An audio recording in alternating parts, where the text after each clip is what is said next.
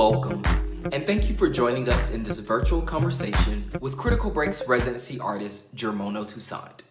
I am Aaron L. McKinney, Executive Director of High Arts. For accessibility, I will provide a visual description. I am a caramel-complexioned black male with a high-top haircut with blonde tips and faded sides. I have a connecting beard and goatee. I have on a black t-shirt. I'm sitting in front of an exposed brick wall. I want to take a moment to acknowledge the people and the land that High Arts offices and studio space is situated on. We honor the Munsee Lenape people that cultivated this soil now known as East Harlem, New York. I also want to take a moment to acknowledge all of the trauma that is currently surrounding us. It seems every day we get more devastating news. However, I must also remind everyone that there's still so much joy surrounding us as well. I encourage you to shut off the news sometimes. Seek that place of joy and safety amongst your community. Take a moment to set aside the weight of the world that we have all been carrying. That's what High Arts works so hard to be, a joyous and safe space for artists and audiences alike. You can find more information about all of our exciting artists, programming, and opportunities by visiting our website, www.hi-artsnyc.org, or on social media at High Arts NYC. We have some absolutely amazing upcoming programming that you would want to keep your eye on. I always have to shout out the wonderful staff of High Arts for the selfless work that they put in to realize all of these residencies, and I would also like to thank our ASL interpreters from First Choice Interpreting Service. This organization would not be able to continue its operations and programming without the wonderful support of funders and individuals like you. We appreciate you sharing your time and your financial resources with us. Again, visit www.hi-artsnyc.org to make a financial contribution. I look forward to seeing you soon, either in person or virtually. Feel free to like, share, and comment as you enjoy this presentation. Thank you so much.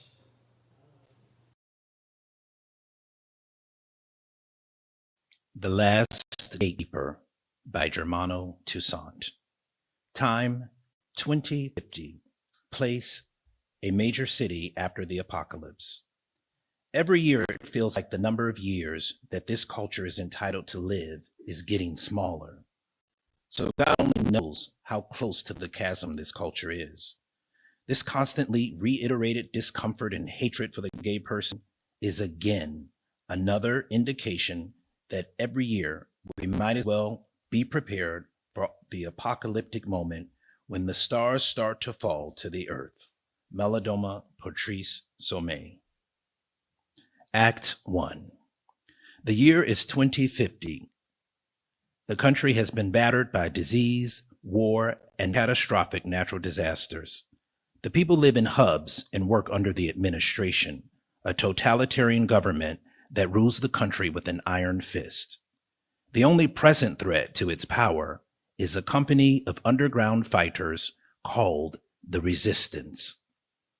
In a hub near the capital city, Adisa, an elderly African woman, walks into a dimly lit living area and approaches her altar. She mutters some words to herself, then takes a match and lights a large lavender candle. One by one, the other candles on the altar light themselves. Adisa pours libations. Her body twists and curves to the music as the flames of each candle illuminate her. She takes a cigar out of her pocket, lighting it on one of the candles. Adisa blows a cloud of smoke into the air, which morphs into a portal of white light. Images of war, torture, and starvation appear within the portal. The last image is of a little black boy standing alone, surrounded by a golden light. As Adisa takes in the vision, ancestor spirits enter the space.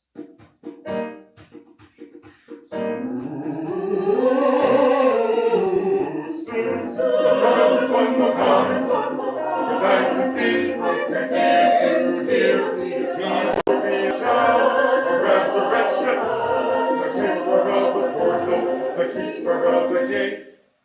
A city in song, with 1 foot in this world and 1 in the next. Unto then, much suffering. Adisa asks the spirits, how long? How long will these things be? How long until we are free? When the earth and shell is broken and the spirit is set free, and the light of truth is spoken to release the just to be fully, truly free. The vision fades, the spirits leave, and the room returns to normal. The front door to the hub rattles. Adisa's daughter, Nandi, yells from outside to be let in. Adisa opens a window attempting to wave the smoke out before unlocking the door. Nandi enters complaining about the smoke and Adisa's rituals, which she refers to as foolishness. They start putting the rations away. You were gone a little too long for just picking up the rations, Adisa says. How long have you been seeing him? Is he in the resistance? Tall?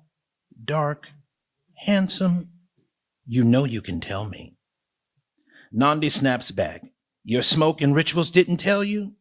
You seem to already know everything, but you didn't know enough to stop Dad from getting killed, or the war, or to keep us from ending up in this hellhole.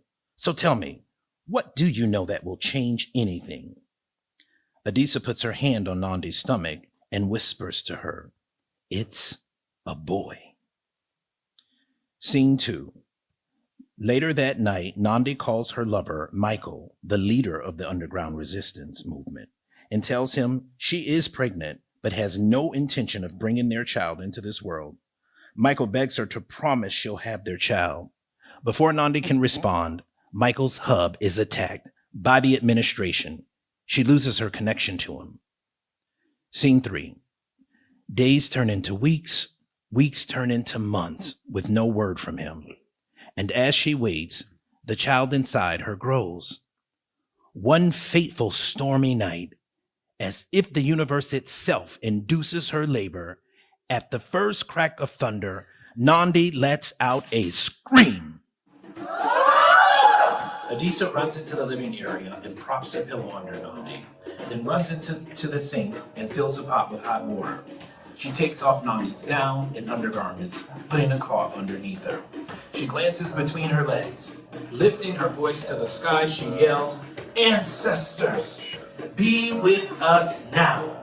Help him come to us unharmed.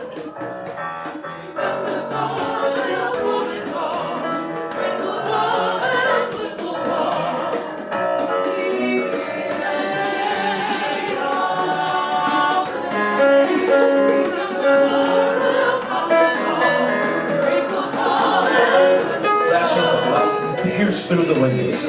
Thunder rattles the hall. The howling winds merge with Nandi's painful cries as she gives one more push. Everything stops. Adisa has the same vision of a black boy surrounded by a golden light. Soon the promised one will come, with eyes to see and ears to hear. He will be a child of resurrection, with one foot in this world and one in the next. Scene 4. Adisa and Nandi are cleaning the residence with young Soku, now 9 years old. Nandi gives Soku a list of things to lock and bolt, things to be aware of, places and people to avoid. When Adisa gets Soku to herself, she attempts to test Soku's potential, asking him to sit still, close his eyes, empty his mind, breathe deeply, and focus on his light.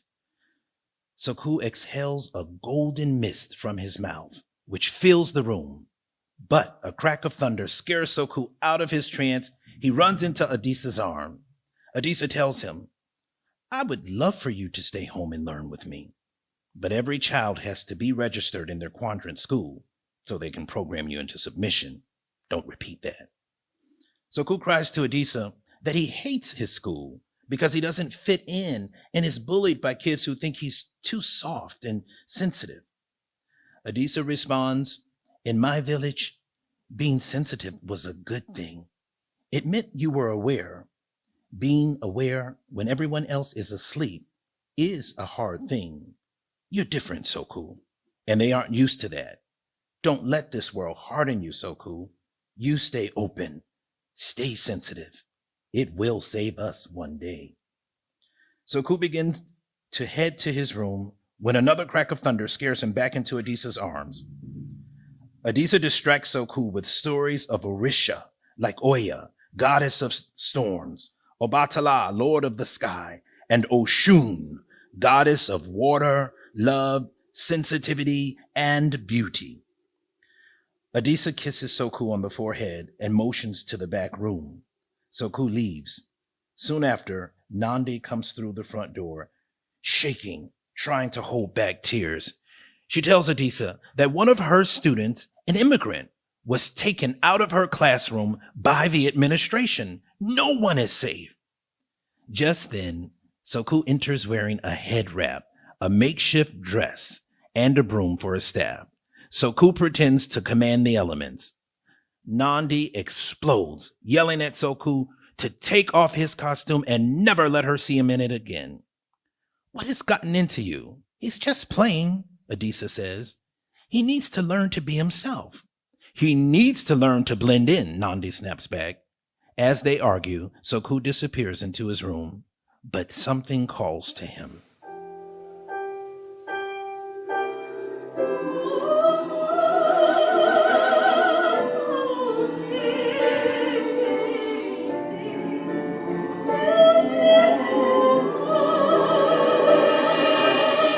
Soku enters from the back room, thinking it may be his mother or Adisa, but Nandi just yells for him to get ready for bed. He returns to his room.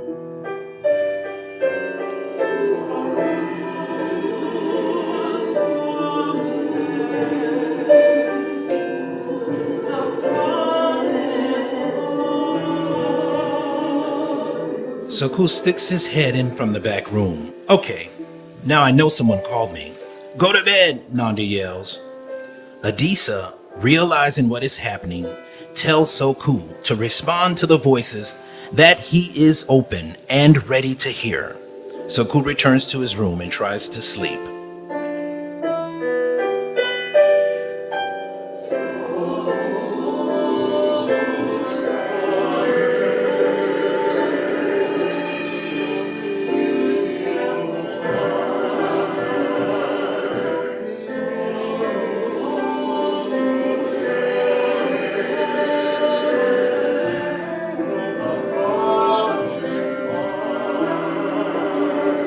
A golden mist fills the room. The ancestor spirits enter in a dance.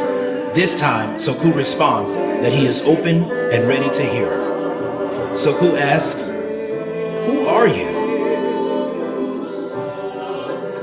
"We are time, space, memory, anger, love, harmony, friction, balance. We are the ones that are, that came before, that will be. We call to you because you have ears to hear, so listen carefully. What is happening now has happened before. They will take everything from you if you let them. Just like the missionaries, the explorers, the settlers that came to our people with lies and broken promises. They ridiculed our beliefs, turned our gods into foolish myths, and our practices into wild superstitions.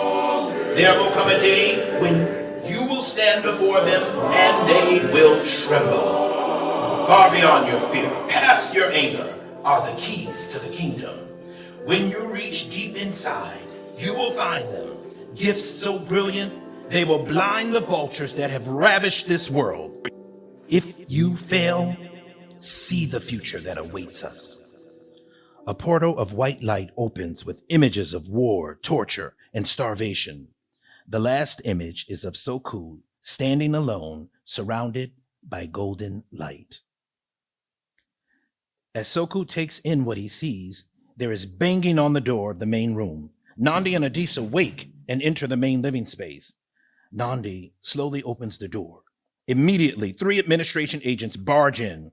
The agents question Nandi about Michael. When she doesn't answer, the other agents move in to take them both. Soku enters from the back room. He lets out a scream. Ah! He closes his eyes like Adisa taught him, and suddenly the golden mist surrounds him. When he opens them, they are blinding bright lights. The agents draw their guns, but they are shaken with fear. The ancestor spirits speak through Soku. They lied to you, told you you were the finest thing ever created, that your thoughts were divine and your word law, told you you will never have anything unless you take it, that there is no such thing as thievery because everything is owed to you. There is no rape because your desire is pure, your thoughts for flesh justified. There is no torture, just correction. There is no God but you, and you believe them. You soaked it up into your skin like sweat and dirt. You believed you didn't need a God because you were God. They lied to you, but the truth about a lie is that it will always die, while the truth remains an eternal flame that cannot be destroyed. Tell your leaders, their reign will not last forever. When the earthen shell is broken and the spirit is set free, and the light of truth is spoken to release them just to be fully, truly be. Fully, truly free.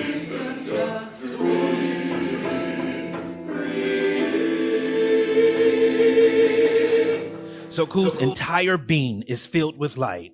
One agent runs out from the room, then another, until they are all gone. The doors shut itself behind them. The light and the mist leave, and Soku collapses. Adisa catches him, lifts him, and takes him into her room. Nandi is frozen in shock. Scene 5. It is early the next morning. Lights up on Nandi, who is packing in the main living area. Nandi stares at Soku as he eats his portrait, uncertain what manifested through him, pondering if her mother's revelations were real or imagined. Whatever happened, she is aware it just bought them time. She remembers all too well the fear tactics of the administration and what happens to dissenters. Once they take you, you don't come back. People disappear when they're too loud, too visible, and those are the lucky ones. Some are tortured publicly, some killed as an example for others. Adisa wants to fight. Nandi's instinct is to run. Before Nandi finishes packing, there is a knocking at the door. They all freeze. The knocking turns to banging. Adisa prepares to stall, waving Nandi and Soku towards the back to escape. As they leave, the agents break open the front door, and there is a loud crash from the back. The agents arrest them. Soku closes his eyes and concentrates, but fear takes hold of him. He freezes. Nothing manifests. The agents take out their guns and begin to move. Adisa pulls a pinch of powder from her satchel and blows it onto two soldiers. Their joints freeze. She pushes the two frozen agents to the ground and screams for Soku to run.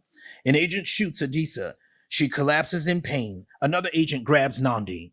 Shaken and defeated, Soku runs from his home through the darkness of the capital city.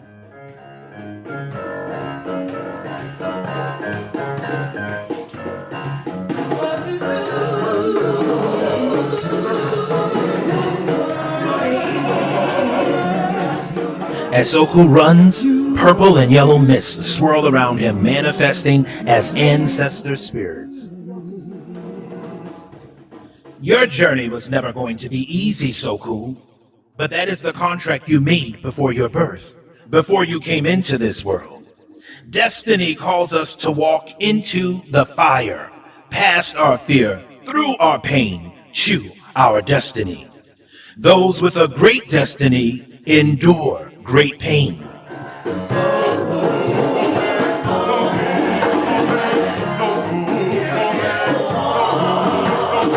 You will not remember you chose this world, this body, this life. If I could go back one more time, I could free so many. I could be a light in a dark place. Just one more trip, you said. Send me back with all the ammunition I need to subvert the powers that be. I will not fail this time. Those were your words to us.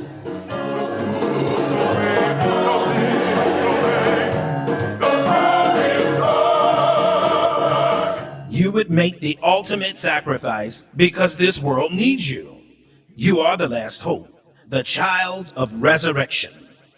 One day it will be clear to you why this had to be and what you must do. For now, sleep. And remember, no matter how dark, no matter how hopeless, you are not alone. You have.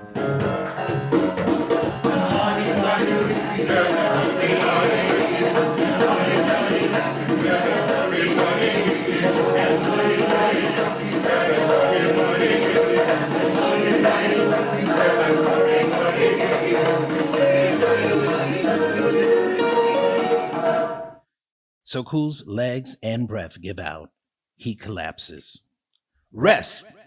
The journey to yourself is just beginning. The mist disappears as Soku falls into a deep sleep. A moment later, a resistant soldier, Officer Platt, finds Soku asleep on the ground and carries him off. Act 2, Scene 1. 12 years later, in a hub far underground, beneath the sewers of the capital city, resistant soldiers are beginning their morning routine, getting dressed, making their beds, and cleaning their personal areas.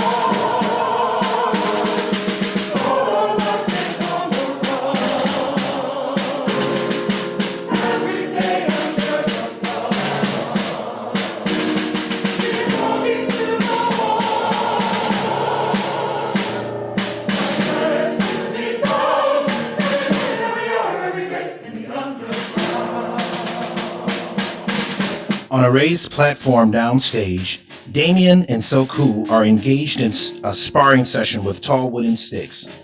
Soku takes several jabs at Damien and hits him.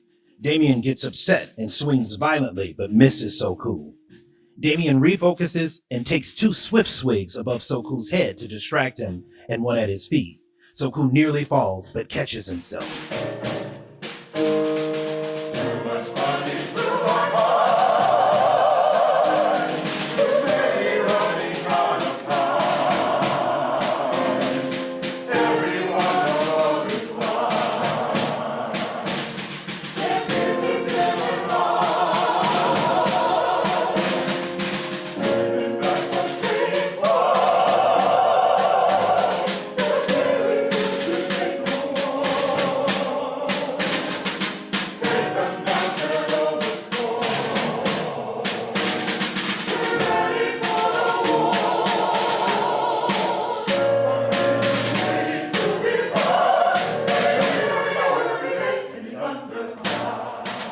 Soku and Damien are exhausted from sparring.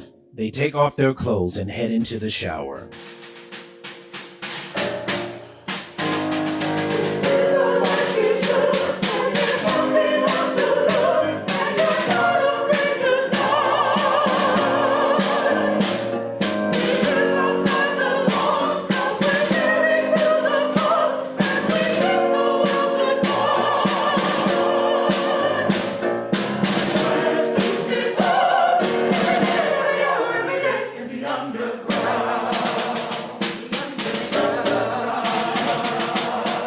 Soku and Damien return, fully dressed, just as Officer Platt enters the space, checking each soldier's area. It's all for show. Out of nowhere, the soldiers pull out party favors and present a cake to Soku, singing an off version of Happy Birthday. Damien lights the one candle. Soku forces a smile. Scene 2. Later that day, Damien visits Soku in his quarters to bring him a gift. A chain with an S he made from scrap metal, in appreciation of Soku's years of friendship, protection, and guidance. As Damien puts the chain around Soku's neck, their eyes lock. There's a hard knock on the door. They both head out and are met by 3 resistant soldiers delivering an order from Officer Platt. One of the soldiers teases Damien, who has always been an easy target for them. Soku grabs the soldier and effortlessly picks him up, pinning him to the wall. Damien intercedes, saving the soldier's neck. The other soldiers head out ahead of Damien and Soku. Scene 3. Damien and Soku are in the West Tunnel, a concrete room with several racks of guns, ammo, and other artillery. They begin to pack up supplies. Damien breaks the silence with a question. Where does it all come from? The anger. You barely smile, or laugh, or joke. You're like one of these grenades, like no one can get close to you. And definitely no one can touch you for fear you'll explode and destroy everyone in the vicinity. I guess your anger makes you fearless, makes you a good soldier, but what happens when you're not a soldier anymore? Will you still be a grenade ready to explode? Will anyone be able to get close to you? As Soku lowers his guard,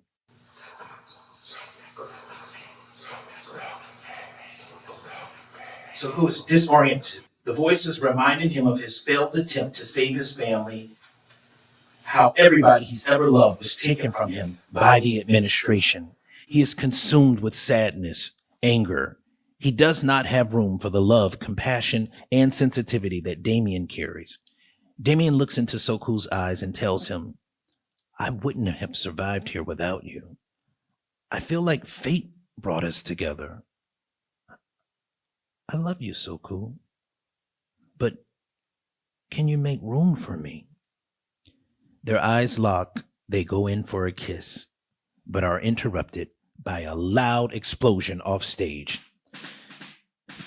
They hear the hub's foundation crumbling, an alarm, and resistant soldiers running and yelling. The administration has attacked! Scene 4. They run out of the weapons room into a full-on battle between the resistance soldiers and the administration agents.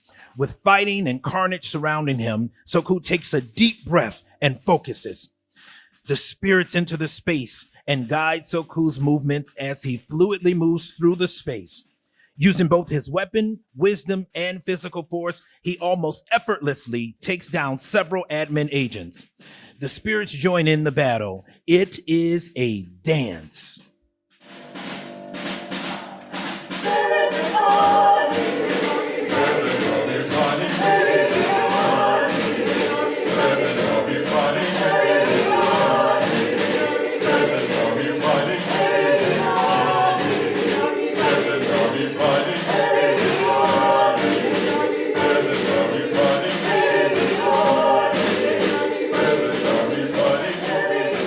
There is smoke, dust, bodies, and wreckage everywhere.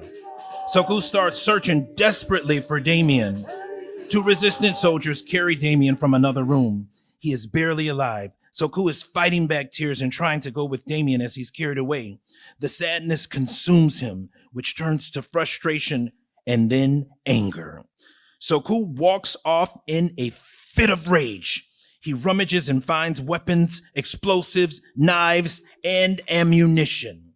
He straps himself with everything he can find and heads to the administration headquarters. Act 3, Scene 1. A storm begins to brew as Soku walks up to the building. The administration soldiers approaches him.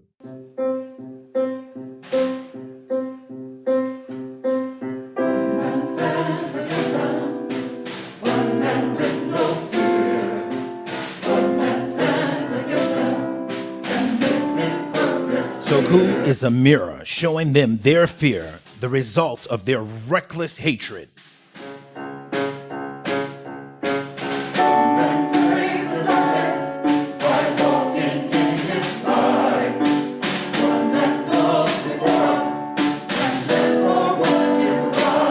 Soku opens his jacket and shows that he's loaded with explosives. People a level above the stage peer through windows and doors to watch the showdown.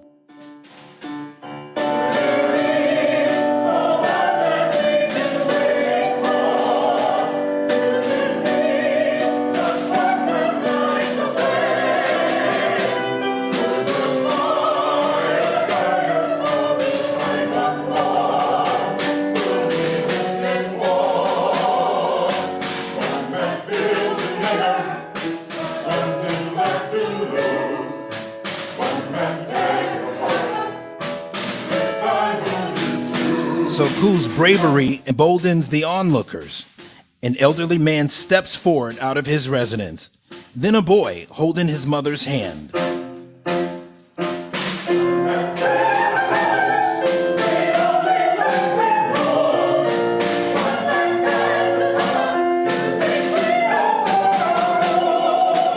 Several people step forward, starting to chant. Release him! Release him! Release him! Release him! As the chanting intensifies, Soku turns to take in the crowd. When he loses focus, one of the admin agents aims at Soku's and shoots him in the neck. When his body hits the ground, there is an explosion. Scene 2. A portal of white light opens above Soku, and he is transported through space and time to the realm of the ancestors. Soku asks, "Where am I?"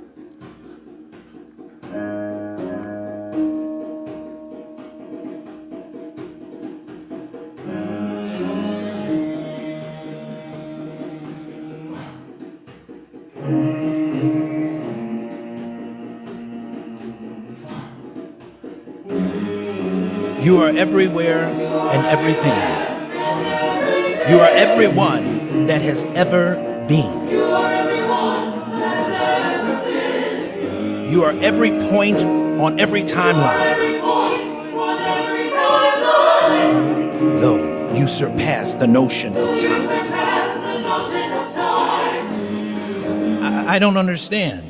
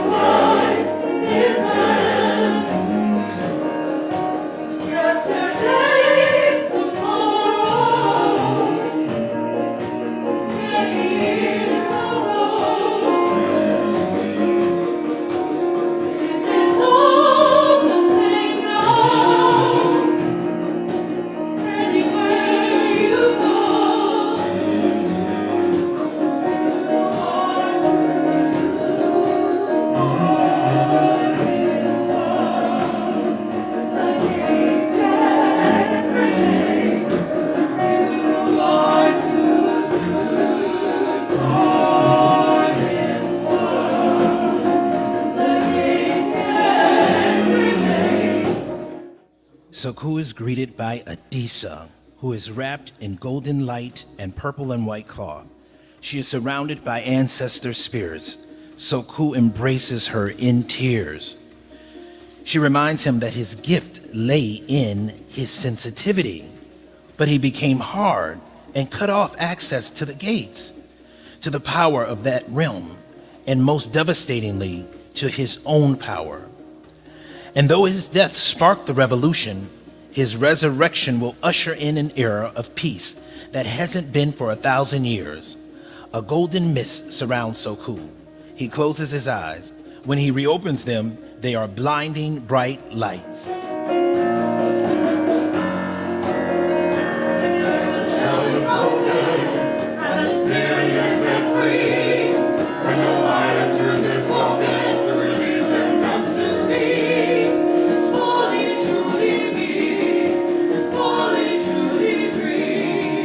Before Soku has time to respond, Adisa sends him back through space and time.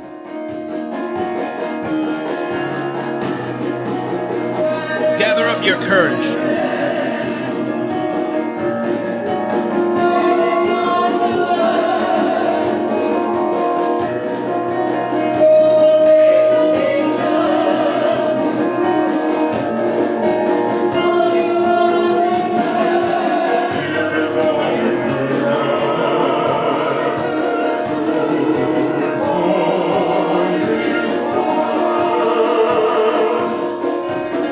Soku lands back into his body. He opens his eyes and stands.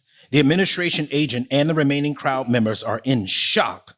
One of the agents run off, then another. One agent grabs his gun and aims at Soku. The S on his chain begins to glow. As the agent shoots, a purple mist emanates from the gun.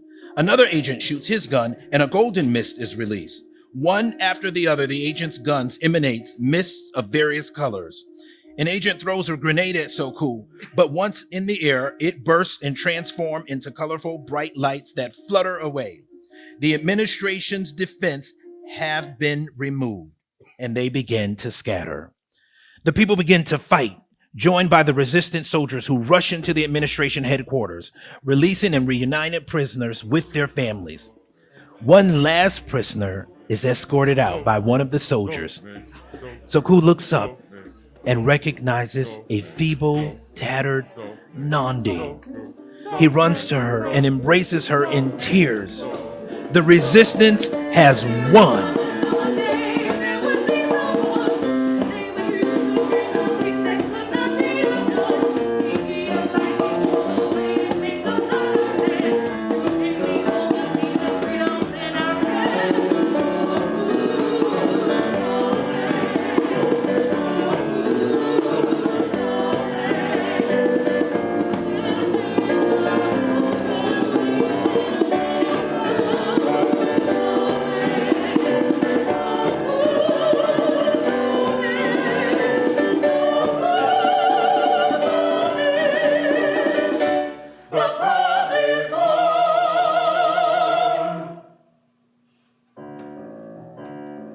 Scene 3.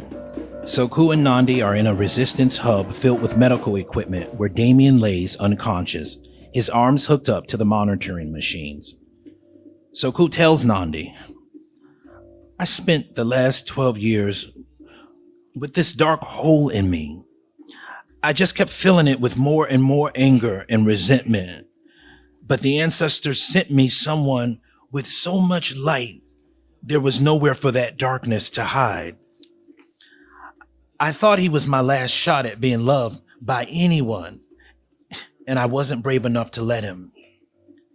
Soku leans in and whispers to him, "If you can hear me, I love you too, Damien." Soku kisses Damien on the lips. Damien wakes. They kiss once. Damien asks, Did we win?" Soku responds, Yes, we won. Love has won, and the revolution has begun, ushering in a peace that has never before existed, as was prophesied. There would be someone, they would use to bring a piece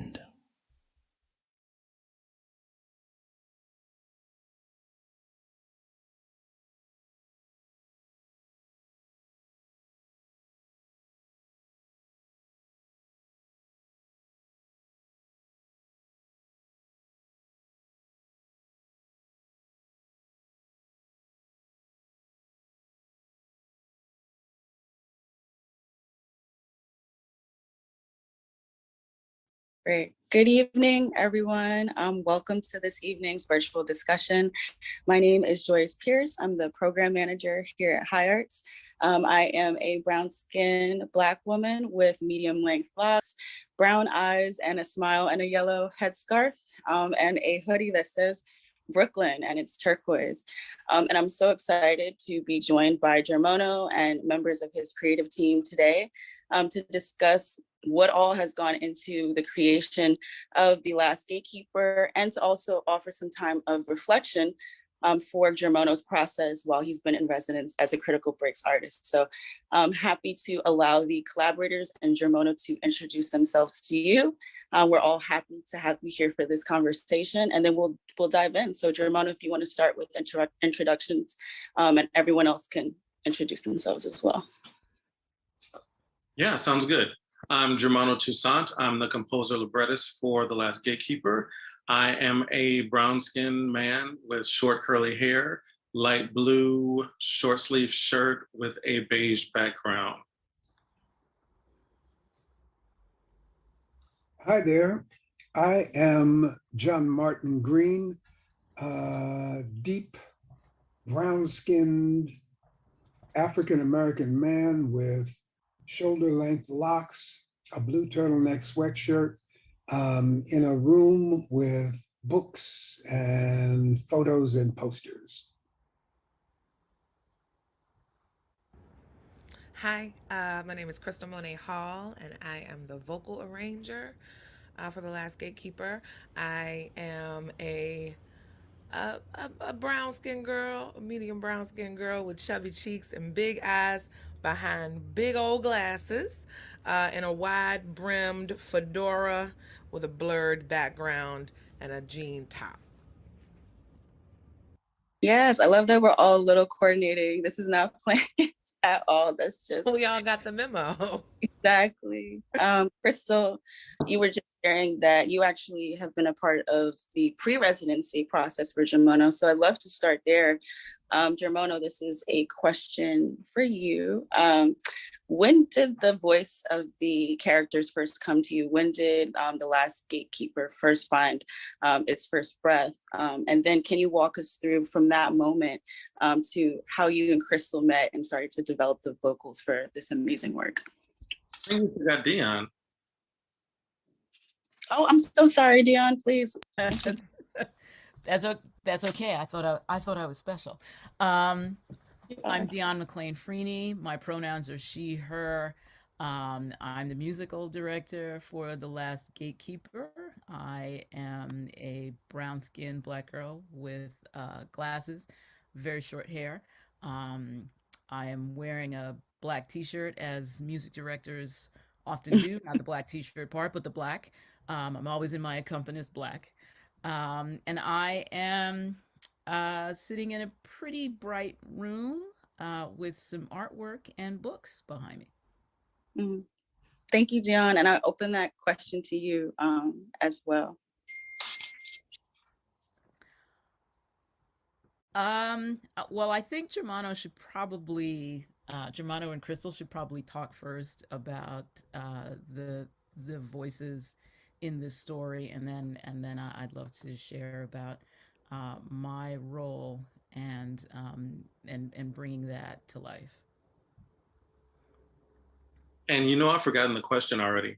So it's, how did all this start? Is that it? It was longer than that. Yeah, no, that's the gist of it. How did the voices of these characters come to be? What was like the first breath of life? And then how did Crystal become a part of that process? And how did you meet and develop that relationship? Yeah, so I'll go way back, but I'll try to summarize quickly. I was part of the Fire This Time Festival when it first started. And the second year, I wrote my first full-length play, and I didn't know anyone. So I met Dr. John Martin Green, who was a director. I was like, thank God you were my first director. For this play, and after rehearsal, we started talking about sexuality and African-American sexuality in the church and spirituality and all of that. And he said, you have to read this book called The Healing Wisdom of Africa. And I said, I will get right on that. So like 6 years later, I finally got the book and started reading, and I was just blown away by all the things that were relevant to what I was going through, living as a Black person in this country, but also being a same gender loving Black person. And then his description of the gatekeeper from his village in Burkina Faso. Gatekeepers being many things, but people that have one foot in the spirit world, one foot in the physical world, that create the balance in their communities, that facilitate people aligning with their gifts. And I believe many other things. And this is something that I learned was sort of the pattern of thought for indigenous peoples. Trans, queer, same gender loving people had this very special role in the community. And we're very spiritually connected. So I thought the best way to promote this idea is to create a Afro-futurist dystopian future, extended reality musical. I know this is very far from what you would think I would, but I thought that would be a cool idea where there's a Last Gatekeeper character. So I had a residency at Tofty Lake in 2018 to do the outline and start working on the music. The first song that I wrote was, I think it's The Other World, or You Are Too Soon for This World. And then I was privileged to be at the Tank and have a virtual reading with funding from the Lower Manhattan Cultural Council. And this has been my team the entire time. I don't know the word exactly, but I know privileged is one of them, to have met Crystal and Dion and Dr. Green. Dion is my go-to music director for everything, and I cried when she wasn't available last time. I probably had a panic attack. But she's booked and busy, And Crystal I met probably even, I don't know, it might have been before Dr. Green. I'm not sure. It was a long time ago on MySpace, if you can imagine. And we've worked together probably every year since then on something, some concert or some type of musical, something. So I knew who to call when it was time to start developing this thing. It just, all the pieces fit, and everyone is coming from a background where they understand this story and what I'm trying to do and what these characters are going through and where we are going as a country. And they're very passionate about that. So all of these things just aligned. And I just sort of, as I say, follow the breadcrumbs. Like I don't force anything. Like this is what's aligning. This is what's coming into place. And I'm just trying to flow with that. Yeah, I think you put me. I'm sorry. I'm piggybacking on all of the love and beauty in that. I feel like you put me up in some of my very first solo shows, right? Like we were babies when we first started. I was a fan, so I assumed you already had stuff going on. I was just like, how can I hear more of her? Oh, let me produce a show. And I mean, you come off as, as very like humble and smooth because that's your way and that's how you move through the world, and I love it. But this man is like a legitimate genius, legitimately like top of the line in every aspect of every creative thing that he does. Like a true Renaissance man, like for real, for real. So whenever he calls, the answer is absolutely. Do you have time? No, but we'll figure it out. So when he reached out about this, the story was already there. You had written the songs, and it was beautiful. And instantly, like he said, it was just sort of kismetic. It made sense, and I was like, I'm in. And I already knew his genius. I already knew that that it already felt whole and good. But I was so interested sonically in what the possibilities were because he was talking about stuff that that quite frankly we really aren't talking about yet in theater. Like it was like it's gonna happen, but it's gonna be videos, projections, and boom, and then the bye and bye. And I was like, oh my gosh, like it was like watching a Marvel movie, trying to think through it, you know. And it was amazing. And I was like, what does that sound like, you know? So it was like challenge. No, I'm from the church, and I knew that that would be that is part of our sort of musical sonic connection anyway, and I knew that that would be part of it, but that it would not be the whole of it. And I think that the sort of freedom that he set us up with, he's like, it's a world, it's going to be whole. What does it sound like? I don't know. Write something, let's see what it feels like. What does it sound like to have many voices that are meant to be at once one voice, and then suddenly a bunch of other voices add to that? We're in a different dimension, we're in another time and space, and just trying to figure out what that sounds like. And the interesting thing is, you know, we did all of that on paper. I did all of that on demos, sent it. We sent things back and forth. We made our changes. And I have yet to be in a situation, you know, if we can thank the pandemic for anything, is that we're able to get these projects done and not be in the same room. You know, and then it's a beautiful thing to come together and have these residencies. And I was so sad to miss being here in person. But I still feel the thrill I felt when I started working on the piece now, because I get to listen with everybody to what this sounds like now. You sort of you birth the baby, you pass the baby on to people you trust, right? So I know that this amazing creator and this amazing music director and this amazing director are going to make something ridiculous, something that I never even thought would happen when the vocal arrangements came together. So I can't wait to hear it, and can't wait for the next steps.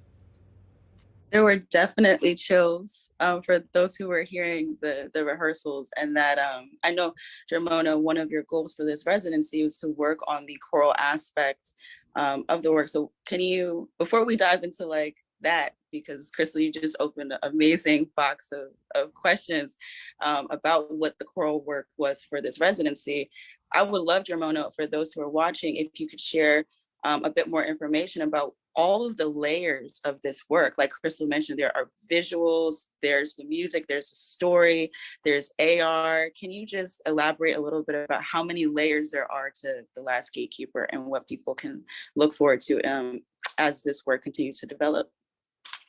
Well, as I tell people, and I know I have to minimize this, but it's a Afro-futurist, post-apocalyptic, fantastical, extended reality enhanced musical. So it's a lot of things. Set after an apocalypse. It's extended reality enhanced, meaning that all the characters on stage aren't physical people. So there are ancestor spirits that guide the lead character through on his journey, and they're not physical. They're holographic actors. So they'll be three-dimensional, but they'll morph and grow as they tell stories or as they talk to young Soku or older Soku. And that's expensive. And that's the part that's gonna come last. The music and book and stuff I know how to do. So I'm, vetting people to help me with that part of it. But yeah, I think it's flowed smoothly, but also it's been a challenge because this is a world where it's not necessarily a Greek chorus, but it sort of acts like a Greek chorus where these ancestor spirits are individuals, but also one voice. And Crystal captured that beautifully. Literally what I was thinking that I could not articulate, she sent back to me. I'm like, yes, this is what I want. But also they are telling sort of the history of everyone that has been in a position to have to speak truth to power and the keys and tools that those people will need. They're sort of generalizing that, but also speaking directly to this main character. So I want the audience to be in this world. I want them, I think everyone that does this type of work wants this, but to sort of wake up. Like, I want them to feel like they're walking into a post-apocalyptic world. And I want them to feel like their ancestor spirits in the space. And I want surround sound so that they can, like, when there's a battle scene, like they're in the battle scene. I want some type of, I don't know how this will work, but like when there's a storm, I want like wind, I want them to feel like, not some, I don't want anybody to have a heart attack, but I want them to feel like they're really there. Think planetarium with special effects and, that type of thing. Yeah, so there's many layers, and it is potentially going to be the first extended reality musical ever produced, because it hasn't happened before. So to make it easy on myself, I always do these things that haven't happened before. But yeah, I'm excited about the possibilities, as we move through this. You heard it here first. It sounds phenomenal, and the way that you describe it really takes you into the immersive nature. And I think for a lot of people in the diaspora, our experiences need to be expressed immersively because that's how we feel them, So really phenomenal. I would love to hear from you, John and Dion, about what it's been like over the course of the residency to pick up this work, dive into it finally in person now that the pandemic has allowed us to be present again, and what some of the joys and challenges are of directing and also finally getting like the opportunity to play this music out and bring those voices into the room and invoke that ancestral spirit, if you don't mind sharing. Yeah, I'd love to. So to kind of touch a little bit on this particular aspect of the development of this piece, I come from a choral background. I also grew up in the church. I grew up in the United Methodist Church. And so my church had a rich hymn singing tradition, but it also had a rich choral singing tradition. And the choral singing was both classical and gospel, which I think is an American form of classical music, but that's a different discussion. And also I had a chance many years ago to do some work with Issei Maria Barnwell from Sweet Honey in the Rock, who did a workshop called Singing in the Choral Tradition, which is about community singing. And I see choruses and choirs as small communities. And so so to have this chorus or choir, because the dictionary says that a chorus sings secular music where a choir sings sacred music, right? So I think you really could use the terms interchangeably in terms of this piece.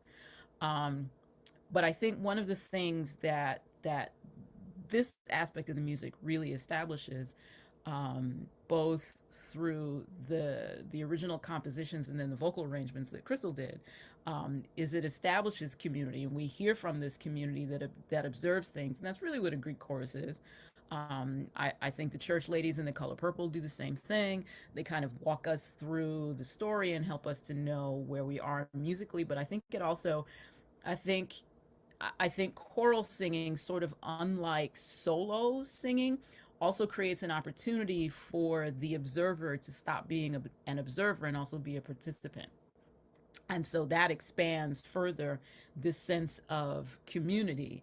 And we hear often it takes a village to raise a child, and so you have this village, but you also have this village observing what is happening with this child, and then inviting us in as an audience to also be part of this village raising this child, and watching this child grow into adulthood, and then watching what this adult is.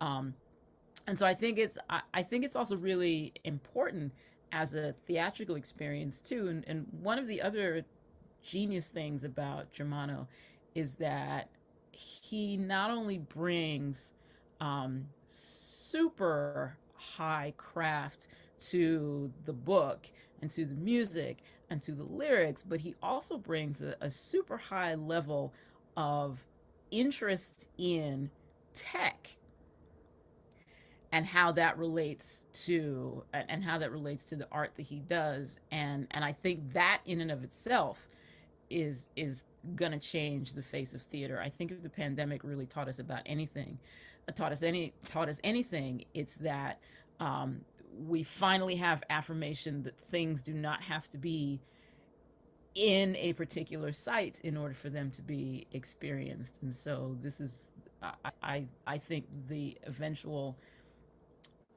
larger piece is really just going to be mind blowing. I think it's going to be a great marriage of theater and movie, if you will. I think there's a cinematic nature to this, both to the music and to the actual story, and then bringing that together through technology is going to be a really brilliant thing to see. So I'm really honored to be a part of this process, and also to be trusted with bringing this sound out from the page onto the stage and into an audience's ears. So I'm also really excited. John, thank you for sharing that, Dion. So for me, this phase of the development process has been relatively easier than for Dion and Germono, who did the heavy lifting and Crystal too, for that matter, in having crafted the vocal arrangements. The High Arts residency we used as a venue and space within which Germono could take the vocal arrangements that Crystal conceived and develop them as part of the arc of the score.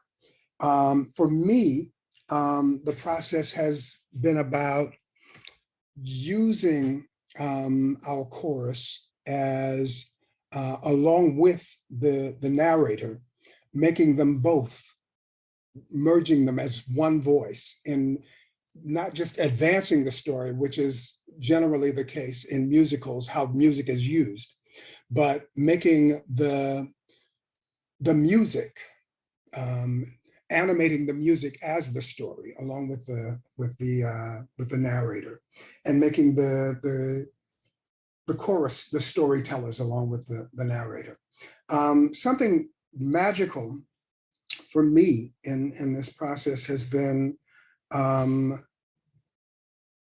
discovering wherefore the chorus take on both the real world people embodying the world of the play, as well as ancestors, as well as spirits. So they occupy both realms that the gatekeeper, who is the protagonist, and the protagonist's grandmother are the gatekeepers in the story, that they minister to. So as Germono mentioned, in the cosmology of the Dagara people that was shared with us by Malidoma Patrice Somé, gatekeepers are entities who minister to the portals, bridges or gates between the physical plane and the spiritual plane. And in our working on this process, I don't know this because we didn't quiz anybody about it, but a lot of the people with whom we were working struck me as gatekeepers. Something that Malidoma Somé shared with us. I had him my cohorts and I had him visit with us and do a weekend-long symposium a little over a decade ago. And something that he shared with us, among other things about gatekeepers, is that while not all gatekeepers are same gender loving or queer, as in the West we call them, all same gender loving and queer people, by virtue of what the indigenous Americans call our two-spirit energetic balance, have gatekeeping potential. And almost everybody involved in this process have been gatekeepers. And so watching us take on, watching us minister to the gates in mounting this music has been extraordinarily magical and has been a privilege. That is so powerful. Thank you, John. And oh my gosh, what a opportunity to come back together in that way, right? And in expressing that. I would love Germono, because I know Malidoma has been integral to the shaping and inspiration of this work. Can you speak a little bit about how Malidoma Somé has been integral, and also what your relationship was and how it's helped the work evolve, how his work has helped the work evolve as well? Well, I was introduced to him through Dr. Green, through his books, rather, through Dr. Green. And I read all of his books, and his wife, Sabonfo Somé, her book, The Spirit of Intimacy. And they both talk about the concept of the gatekeeper, but I also, it prompted me to do my own research into indigenous sexuality and spirituality. And there's other books like Boy Wives and Female Husbands, and books about the Two-Spirit, Native American Two-Spirit people, and other queer people that had that, queer SGL people that had that sort of status before the world was colonized by Christianity. But I had a chance to get a reading from Malidoma. I think a few years before he passed. He passed in December of last year. And I still haven't wrapped my brain around the experience. It was way beyond what I was prepared for. It's just even thinking about it now, because I didn't tell him everything, and he, at the risk of getting too in my own stuff, he matched my trauma with my medicine, which is what he said. Everyone has their own medicine, and he said your trauma is a key to what your medicine is.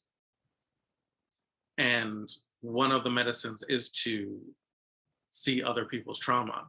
He's like, you don't see these, because I see people's trauma and I run. I'm like, well, this is somebody I want to deal with. He's like, you see it for a reason. Not everyone can see that. He's like, you're supposed to connect with those people. I said, I don't want to connect with these people. I'm crazy. He's like, no, that's part of your thing, connecting people. And there's other stuff that I'm trying to figure out. As I get older, I listen to it once a year, and I think, oh, this is what he meant. Because there's just so many layers. And I did tell him about the musical, and he just lit up. He lit up, and he's like, "Oh my God, let's make this happen. Let's do this." So I think in that sense, the project has his blessing. Unfortunately, I couldn't connect with him before he passed, but I feel that he has blessed this project, and I would like to believe that he is still a part of it. He's a part of the ancestral chorus now, Germono. Yeah. Very much so. Yeah. In the spirit of giving back, I would like to offer an opportunity for Dion and John to share with Germono and share with everyone during the rehearsal process and in being with the work, sitting with the work, if there's any particular moment in the work that speaks to you, that you identify with the most, or like maybe during rehearsals, like somebody hit that note, or the room like filled with energy in a particular way that you'd like to share? Because just as a reminder, this will be airing after folks have had the opportunity to watch the recording of the rehearsal that you did. So just anything from that day that really just stuck to you or struck you like lightning. For me, it's watching Dion McLean Freeney, who, you know, what we say in the church, who is anointed, as you know, as is Crystal Monet Hall and as is Germono Toussaint. Watching her support our singers and our musician, Baba Don, in finding the essences within the different genres of music that Germano is weaving together, finding in their voices, in their bodies, the sounds that between them, Germano and Crystal are calling for. And one moment that was really electrifying to me in that process was when, in sort of, and Dion, you correct me if I'm wrong, but in sort of what struck me as a call and response between the narrator and the chorus of spirits, in a piece called They Lied, when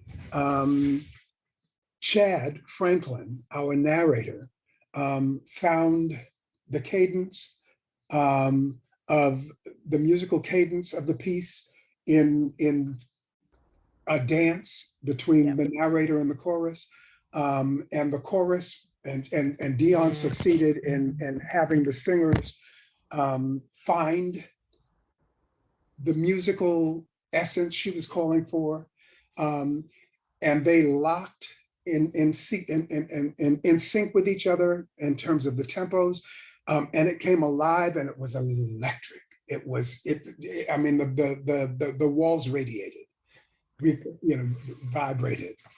So for me, that was a really powerful moment. It really did. I would agree. I would agree with that, and that really circles back to me about the distinction between a choir and a chorus, and that there's a really there's a sacredness to that.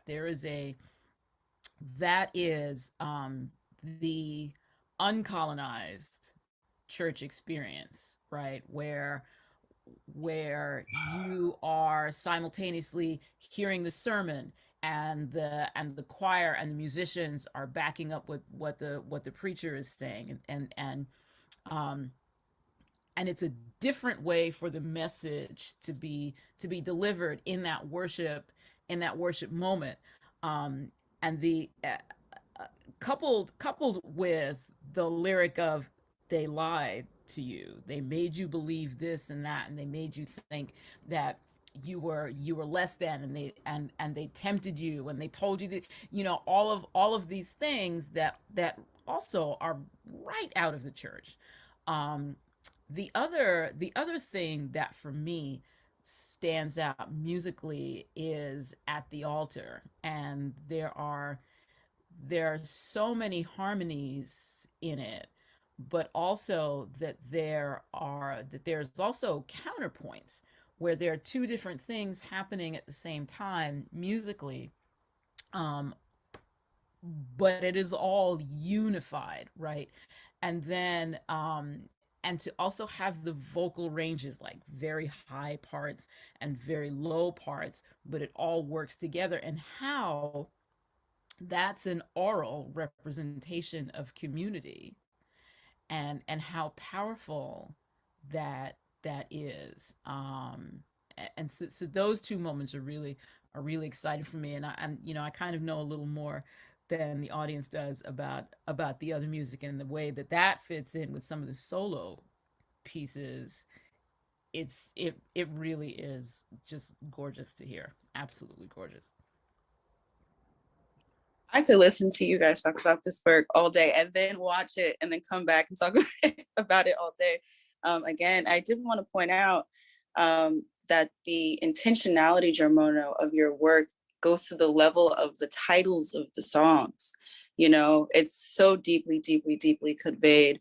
And then the work backs up that intention. So I just wanted to offer that little piece of gratitude from a listening standpoint. Because when I saw Time is an Illusion, I was like, oh, we going there, you know? So just phenomenal. Germono, is there anything you wanted to offer as well from that rehearsal experience before we get to our last question, unfortunately?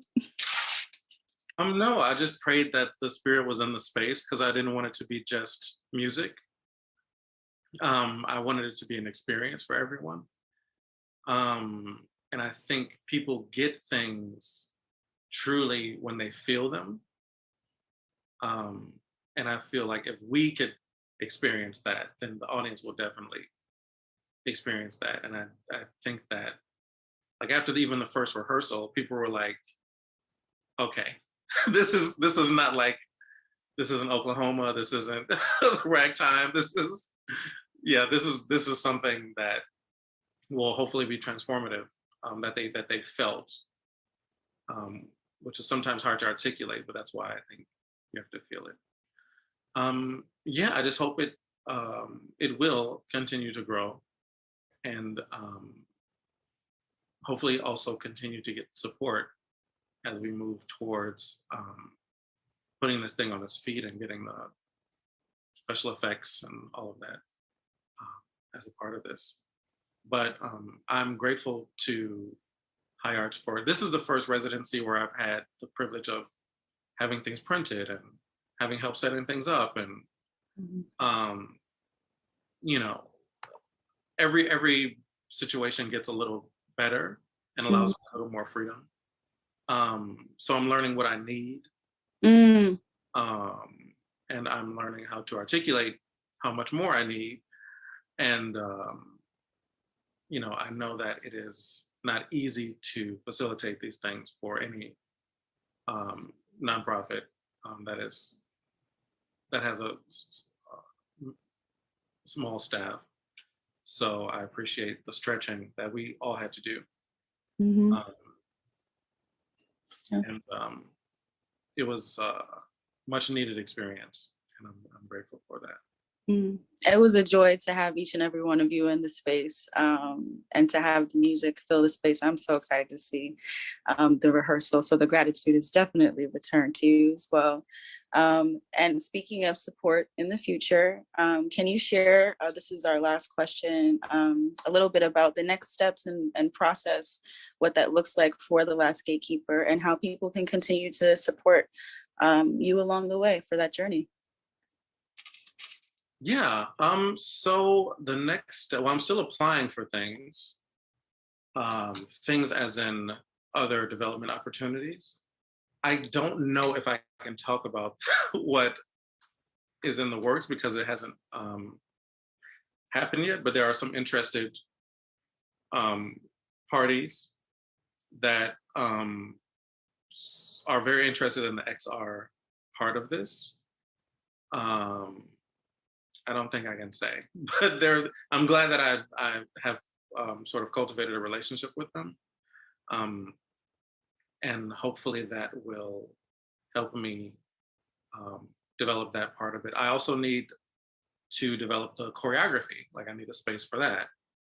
And I know Dr. Green would love to be in a space with just actors in the book at some point.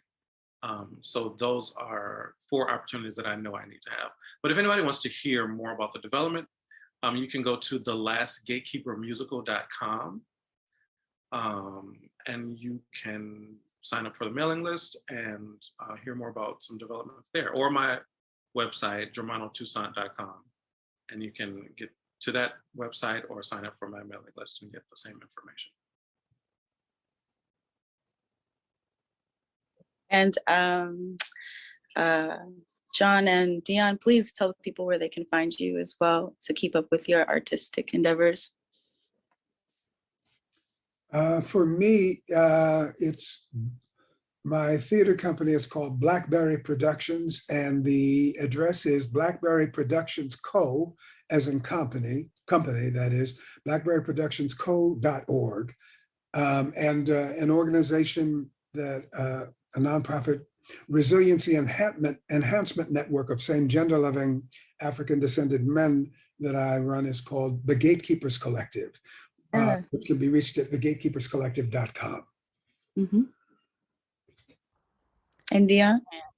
And I'm not fancy enough yet to have a website, although my wife certainly thinks differently. But follow me on social media, McFreeney Music, 2 C's, MCCFREENEY Music. I have, there's some things in the works. I have a children's musical that's going to go up this summer. I've done some music for a play, for an off-Broadway play that's gonna premiere next spring, and so there'll be lots of info about that coming very soon. Yes, excited. Your work is phenomenal. So very excited about that. Thank you all for being present today. Thank you all virtually in the ether for joining us. You can learn more about High Arts and our residencies at www.higharts-artsnyc.org or on our social medias, which will be dropped in the chat as well. Thank you for holding space with us. We hope that you enjoyed this screening and this delightful conversation with these artists. And we'll see you again soon. Good night, everyone.